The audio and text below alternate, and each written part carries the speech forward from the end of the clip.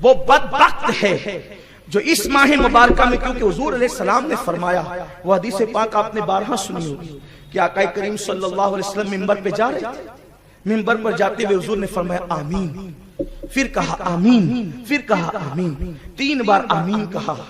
آقا سے پوچھا گیا حضور کوئی دعا کرنے والا نہیں نظر آتا، دعا کا موقع نہیں بظاہر، آپ آمین 3 مرتبہ فرماتے؟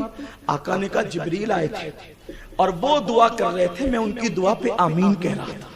توجہ کریں، سب سے قیمتی لمحہ وہ ہوتا ہے جب امام منبر پہ چڑھتا ہے، یہ سب سے قیمتی لمحہ ہوتا ہے، یاد رکھنا، اس سے قیمتی لمحہ کبھی نہیں آتا۔ سب سے قیمتی لمحہ اس وقت جب امام منبر پہ چڑھتا ہے، اس وقت تو بیچارہ مؤذن مائک درست کرتا ہے اور میری قوم آستینیں درست کرتی، اس قیمتی لمحے کی خبر ہی نہیں تھی۔ اس وقت ہاتھ اٹھا کر بغیر ہاتھ اٹھائے پھر جو دعا کی جاتی قدرت رد نہیں کرتی تھی، پتہ ہی نہیں ہے لوگوں کو، معلوم کتنی بھولی یہ قوم ہے، ادھر ادھر مانگتے پھرتے ہیں اور جب قدرت کے پاس مانگنے کا وقت آتا ہے تو وقت ضائع کرتے ہیں۔ کچھ لوگ تو بیچارے انتظار میں باہر کھڑے ہوتے ہیں کہ جلدی سے امام صاحب نماز شروع کریں تو ہم اخبار بچھا کر کے جلدی سے کھلے سر یا رومال باندھ کر نماز پڑھ لیں۔ دور سے دیکھنے والوں کو ایسا لگے کہ جیسے یہاں میت ہو گئی، اسی لیے بیچارے رومال باندھ کر کے کھڑے ہیں اور 2 رکعت پڑھنے کے لیے آئے، اسلام پر احسان کرنے کے لیے۔ یہ حال ہے میری قوم کا۔ اگر یہ قوم مانگنے کے وقت کی قدر کرتی تو اس قوم کو کبھی دوسروں کے آگے ہاتھ پھیلانے کا وقت نہیں آتا۔ اس قوم نے مانگنے کی کبھی خدا سے نہیں مانگا، بندوں سے مانگتے رہے، اسی لیے تو در در کے بھکاری اتنا مانگنے پر آئے، اتنا مانگنے پر آئے، اتنے بھیک منگے ہو گئی، اتنی بھیک منگی ہو گئی یہ قوم کہ اب تو یہ قوم ووٹ کے بدلے بھی پیسہ مانگتی ہے۔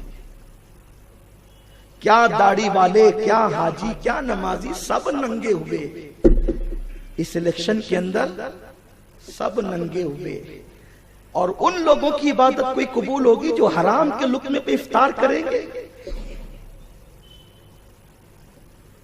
تہوار آ رہا ہے جی رمضان شریف کا، اس سے بھی لے لو، اس سے بھی لے لو، اس سے بھی لے لو، سب سے لے لو، بچوں کے کپڑے بنا دیں گے، خود کی درست کر لیں گے۔ لعنت ہے ایسی سوچ پر۔ سٹے اور جوے اور سود کی کمائی کا پیسہ جب تمہارے درمیان تقسیم ہوگا اور ان کپڑوں کو پہن کر عید کا دگانا پڑھو گے تو کیا وہ دگانا منہ پہ نہیں مار دیا جائے گا؟ اس پیسوں سے رمضان شریف کی سحری کرو گے تو وہ روزہ منہ پہ نہیں مار دیا جائے گا؟ اس پیسوں سے افطار کرو گے تو وہ افطار منہ پہ نہیں مار دی جائے گی؟ سرکار غوث الاعظم دستگیر نے رمضان المبارک کی شروعات میں قوم سے کہا تھا، اے میری قوم، تم رمضان شریف میں حلال پانی اور کھانے سے تو احتیاط کرتے ہو، مگر جب تم افطار کے لیے بیٹھتے ہو تو تم لوگوں کے خون سے روزہ کھولتے ہو۔